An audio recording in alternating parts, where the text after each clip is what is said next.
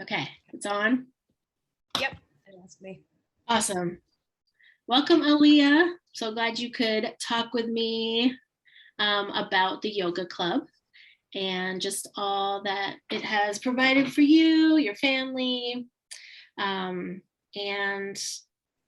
what you love about yoga. So my first question is just to tell me about like what your yoga and mindfulness practice looked like before coming to yoga club.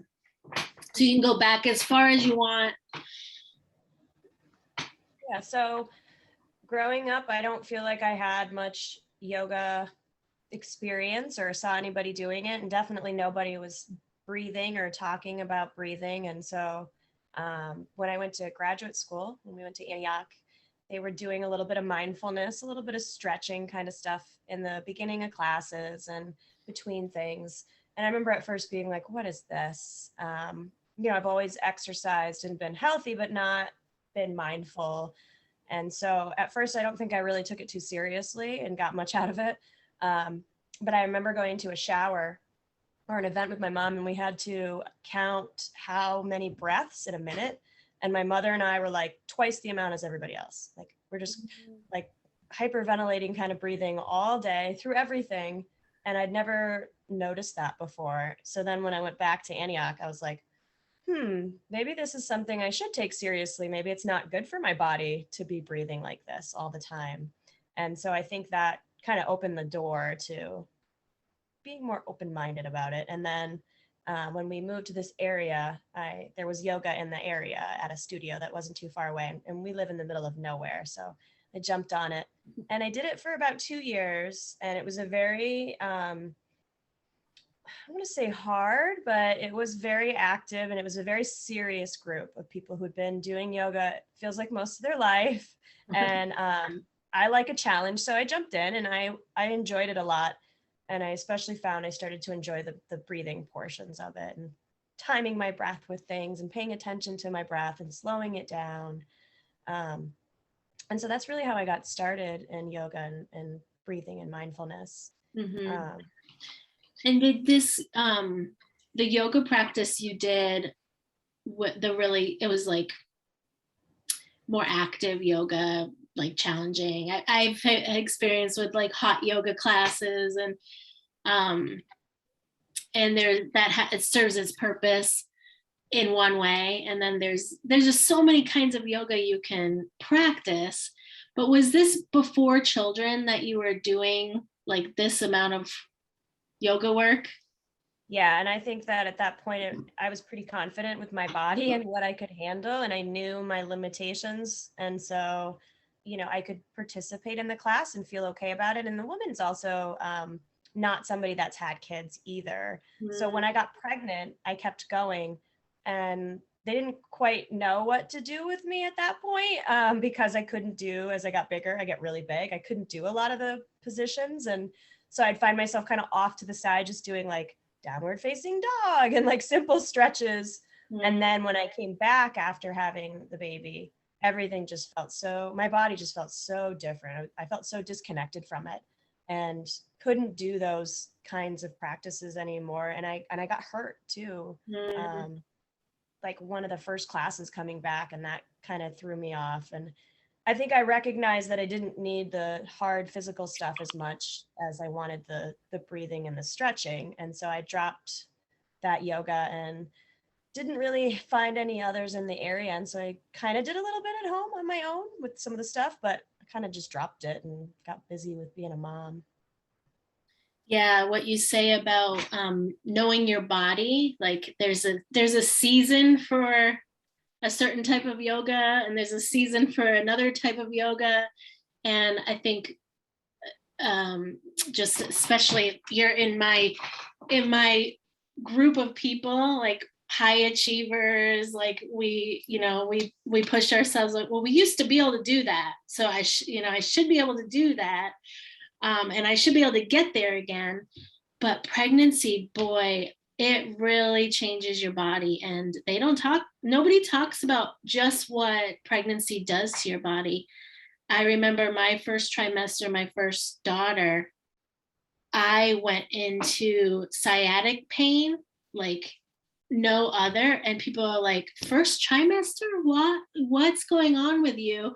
Like normally that's like at the end of pregnancy. I had been so tight in my body for so many years that when you know the hormones loosen, they loosen everything, and then everything's just like Gumby, and nobody talks about just what that's going to do to shift like everything in your body. So I really think that will be helpful for other people, other moms to hear, like, don't push yourself, you can hurt yourself. There are other poses that are out there available to you, and that we have to listen to how our body's changing. Yeah, and I think too, having an instructor that is aware of that, not that this woman, I'm sure she's very talented, but she clearly hadn't thought about, oh, what happens when one of my clients becomes pregnant and how do I support that person and their changes? And so I think that was part of it too, that kind of disconnect of different options. What you do with your videos, you'll say, hey, if you're having this pain or if you're feeling this or whatever, drop your knee or try it like this. I don't remember those options. It was like trying to cram my body into those positions when they didn't work anymore. Yeah, I have to say, like, my yoga videos, I try to make them like all levels. Sometimes they can be, you can challenge yourself, and sometimes you could take it easy, like you said, like, I'm just gonna do this down dog and not do what she's saying right now, or I'm having a pain today here. But I've had to modify over the years myself in classes. And so I find that really valuable to have modifications for different poses, different levels. So. And that within your own life, you can go through different levels. I don't think I'd ever thought about that my experience would change. I've always been active and healthy. So why would I need a different level? But there I was. I needed, and even now my body is not the same. I might be in the same weight, but my hips are different. Things that were easy before physically are still not easy now. And, I still have to work at it. So it's a journey for sure. Yeah, I know. And as we're aging now, right? We don't realize, like, nobody talks about that kind of stuff. It's like other things we talk about, not how our body's changing. So let me ask you another question here. Oh, so what attracted you to the online option? Like you said, there was classes in the area. You live in the middle of nowhere, kind of like me. So yeah, why would you choose an online yoga? Yeah, and having little kids too, your schedule is fluctuating so much and working, and I like the convenience of it, of, like anytime I want to go and do yoga, I can. And I tend to do my yoga really early in the morning where there's no classes available, and just save that time driving. Here I am at home, and, I do need a video or something to follow. I find I'm not a person that's just like, let me do some stretches let me do that series we did yesterday. I don't know. I can't stay focused. So even if it's just you talking in the background, reminding me what to do next, it keeps me focused. And like I said, gives me the opportunity to do it when I need to. And I try to do it every day, even if it's just 10 minutes of stretching. Because like you said, we are getting older. And if I don't stretch and I bend down to grab my 4-year-old the wrong way or something, I could be out the next week with some kind of pain, and I don't want to do that. So yeah, I try to stretch today. I love that, what you said about just having that accountability. Even if you need to do something different than what I'm saying, you can put the video on and follow along. You have a time frame, like this is 20 minutes, or I've got longer today. And that's why I'm bringing in guest teachers into the club, because I need exactly the same thing you're saying, is I need that person too for my own accountability. And life changes, and I don't want to drive 30 minutes to go to class, and that's an hour of my day. So I love the online library, but I also want other teaching modalities and other teachers to come in, and it's really exciting that it's going to grow like that. How do you think that having this option will help you going forward, and even like help your children moving forward? Yeah, I've tried to model for my kids, appropriate and healthy self-care options. I find with my kids, I can't say you're going to do this now, like most children, but I can model them and I can talk about how they make me feel, and I can encourage my kids to do them. And we've tried a little bit. I find with my kids, I kind of introduce it and then I back off, because if I keep doing it, they'll definitely not want to do it. But my son especially will come over and say, look, I'm doing one while I'm doing it. And he'll try, and I'll talk to him a little bit about it, but he's 4. So it's more playful, which is good. My husband's been the one that's more interested, because he's just finding he's not able to stretch or lift his arms or touch his toes, or, he's had surgeries and things, and he needs to start kind of moving around again. And so we've played around a little bit with it. We'll do it more this winter when he's got less work going on.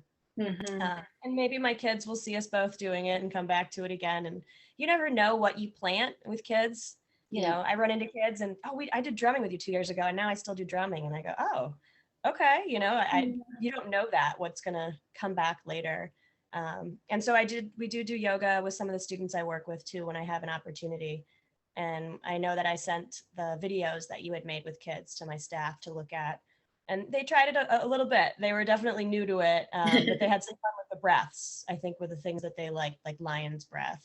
I think kids are naturally drawn to wanting to try those breathing exercises too, because they're breathing fast all day. They're, hyper all day going, and they want to slow down. They just don't really know how to, I think.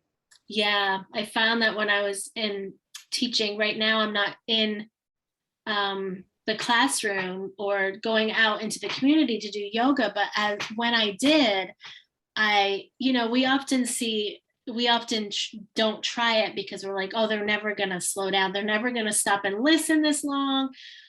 And we often just give up a shorter amount of time than they really need. And I found when I was in teaching them, that was their favorite time, was savasana. Lay down now. I'm going to come, spray your feet with like lavender spray. And they just love that, because we don't actually model slowing down and resting. And when they would get into rock, like child's pose, we call it rock pose, and just pushing on their back, like they love that pressure of just grounding energy, even just laying on your belly on the floor. So I love that what you said, you're just planting the seed. They see you and your husband doing it. They'll know it's an option at some point for them to use if they need those skills. So I guess, what would you tell another mom that's thinking about the yoga club, or introducing mindfulness into their life or their children's lives? Because the club has kids videos too in there. What would you tell them? Like, I don't have time. They're thinking, I don't have time for this, or I can't add another thing into my schedule, or I can't justify spending the money on this right now. How would you encourage them to join? Well, I think everybody's got to find ways to take care of yourself, and you're not going to know which way is going to work for you unless you try different things. And even if it's just you gradually introduce, some stretching in the morning, and then you see how that goes, or breaths, just like we tell kids, if you don't try it, you don't know if it's going to help you or not. And trying it for more than just a couple times, like I said before, I went to grad school and kind of learned the reasons why this helps you, right? We talked a lot about the brain and development and things. I was totally closed off to it.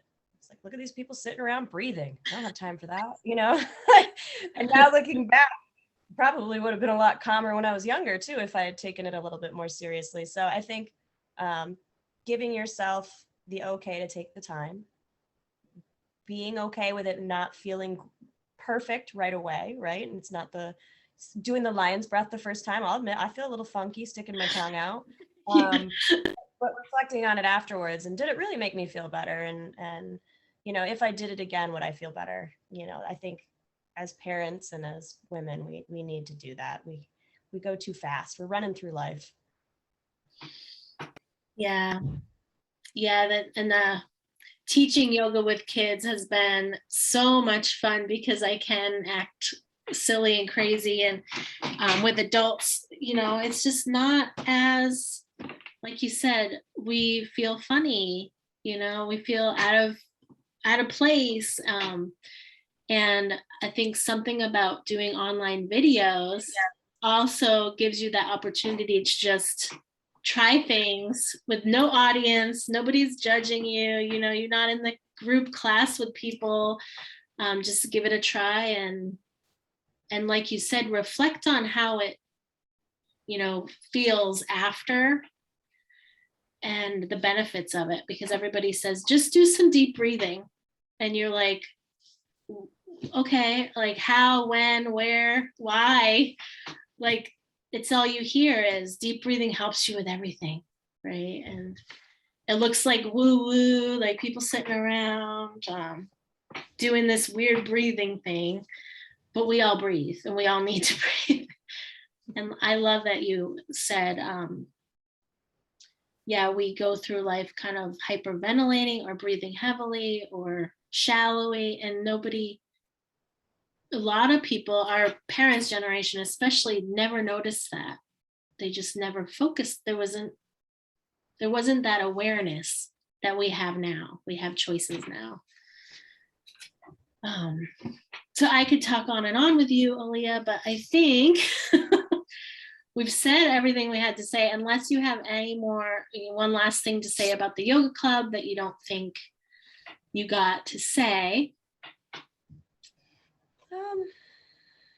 You know, I think just again, reiterating the privacy part of it and the convenience of it being your time, skipping the stretches you don't want to do that day, and not feeling like everyone's staring at you. There's no judgment.